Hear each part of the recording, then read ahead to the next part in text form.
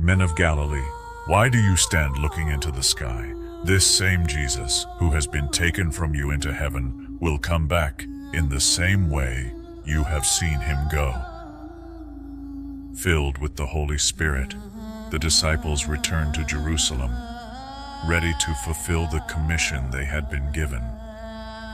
From that moment on, they carried the message of redemption to the ends of the earth, proclaiming the hope and salvation found in the risen Christ. The disciples returned to Jerusalem filled with fervor and anticipation, yet their newfound faith was forged through moments of profound trial and sorrow, moments that had shaped the very core of their mission. Before his crucifixion, Jesus had walked a path marked by opposition and betrayal. The religious leaders, threatened by his influence, had plotted against him relentlessly. Their fears culminated when Judas Iscariot, one of the 12, agreed to betray him for 30 pieces of silver. The tension reached its height during the Passover meal, where Jesus, gathered with his disciples, instituted a new covenant.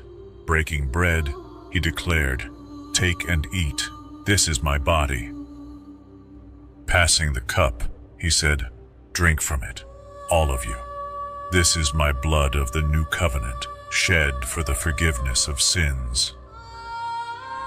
His words were both a promise and a foreshadowing of the sacrifice he was about to make.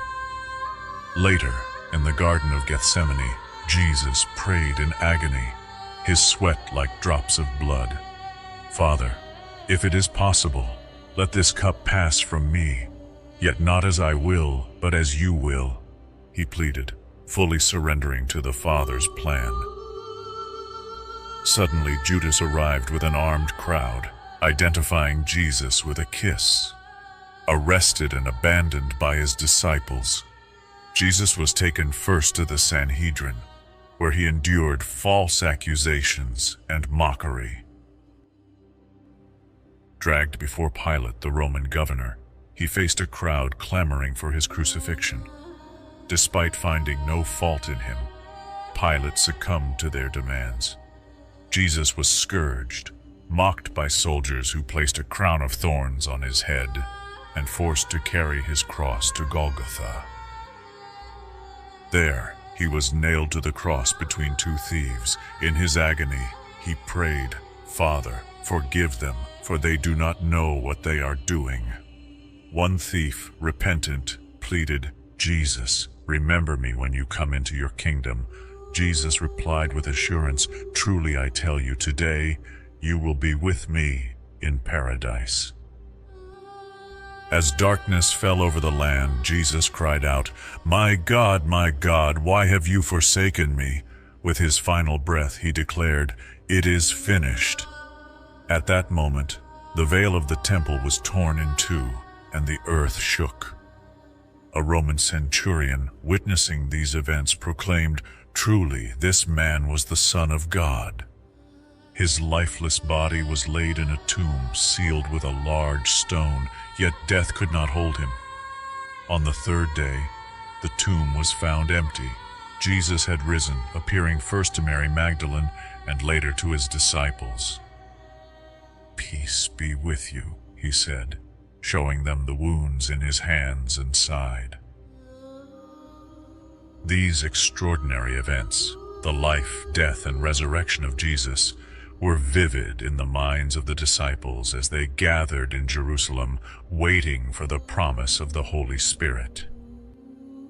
Jesus had instructed them, "Do not leave Jerusalem, but wait for the gift my Father promised, which you have heard me speak about. For John baptized with water, but in a few days you will be baptized with the Holy Spirit." On the day of Pentecost, one of the most significant Jewish festivals, the disciples were together in one place. As they prayed, a sudden sound like a mighty rushing wind filled the house.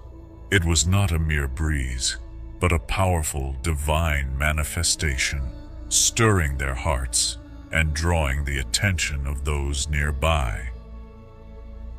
Flames appeared, tongues of fire, and rested upon each of them. It was a sign of divine empowerment, a visible symbol of the Holy Spirit descending upon them. Instantly, they began to speak in other languages, languages they had never learned, as the Spirit enabled them. The city was filled with pilgrims from across the known world, gathered to celebrate the Feast of Weeks. Hearing the commotion, a crowd quickly formed, astonished at what they were witnessing. "Are not all these who are speaking Galileans?" they marveled. "How is it that each of us hears them in our native language?" Parthians, Medes, Elamites, and visitors from Rome, Jews and converts alike, recognized their own tongues being spoken. Some, amazed, wondered aloud what it meant. Others, skeptical, mocked, saying, "They have had too much wine." Then Peter, emboldened by the Spirit, stood and raised his voice to address the crowd. "Men of Judea, and all who dwell in Jerusalem, let this be known to you. These men are not drunk as you suppose. It is only the 3rd hour of the day." His words carried an authority that could only come from divine empowerment. Quoting the prophet Joel, Peter declared, "This is what was spoken. In the last days, God says, I will pour out my Spirit on all people. Your sons and daughters will prophesy, your young men will see visions, and your old men will dream dreams. Even on my servants, both men and women, I will pour out my Spirit in those days, and they will prophesy." With conviction, Peter proclaimed the gospel, recounting the life, death, and resurrection of Jesus. "This Jesus whom you crucified, God has raised up, freeing him from the agony of death, because it was impossible for death to keep its hold on him. Therefore let all Israel be assured of this. God has made this Jesus, whom you crucified, both Lord and Messiah." The words pierced their hearts. "Brothers, what shall we do?" they asked, overcome with conviction.